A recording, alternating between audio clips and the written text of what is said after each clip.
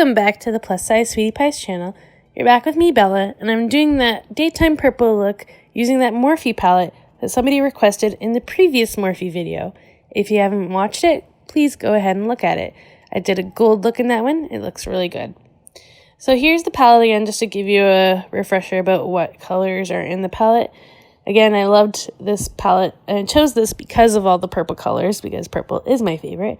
So I was really excited that somebody asked me to do a purple look today. In the crease, I started with Bliss, which is the very bottom left color in this palette. It's very light crease color, so I did have to build it up enough to get any kind of payoff for this look.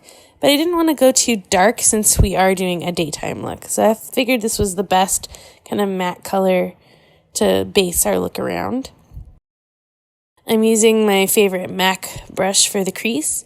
It's nice, it picks up color really well. It's a very good shape for crease work. So it does a really good job at blending. So you can see it's like a very light, kind of like orangey brown, I would say.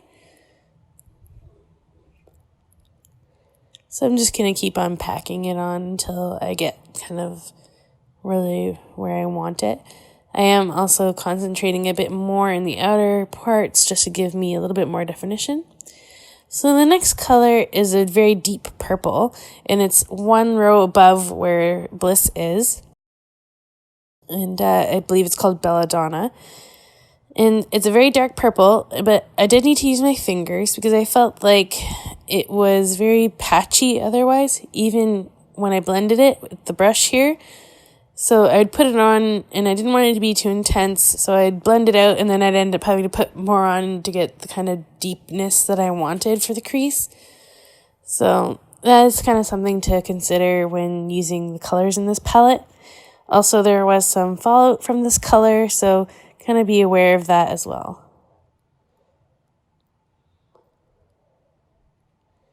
See, as you can see, it gives a really good payoff with the finger, and then as soon as you try and blend it, it kind of looks like it blends away almost. So I just have to keep kind of fussing with it until I get the kind of color I'm looking for.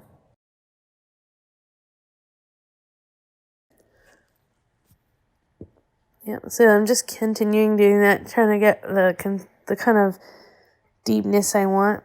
Since it's going to be a more daytime look, I'm just making it like deep in that outer edge, and then the rest of it's going to be fairly light. You see I have to clean up under my eye from the fallout.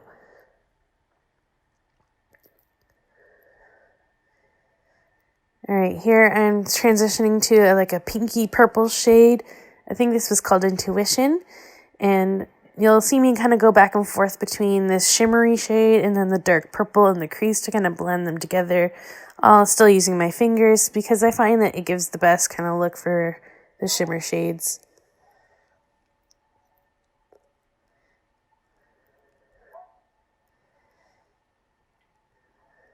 So see, again, I kind of felt like it was kind of making that deep purple look kind of fade away a little bit, so I went back in to build it up again. And then the very inner corner is called Visible, and is a very bright white. It was beautiful. It really breaks open your eyes. I think this would be really good for under the brow highlight if you're into that sort of thing, or even just in the very inner corner. It really opens and brightens the eye look. It did kind of also transfer, so I did have to clean up again in the inner corner on the under eye, but it does really blend well. And then again, I'm just kind of trying to blend all these colors together. I used my finger back and forth from the two colors and then the brush in the crease. And then clean up those edges. And there's our finished look. It's very daytime appropriate, but still gives enough purple impact, I think. So thanks for watching. If you want, please like, comment, and subscribe, and we'll see you next week. Bye!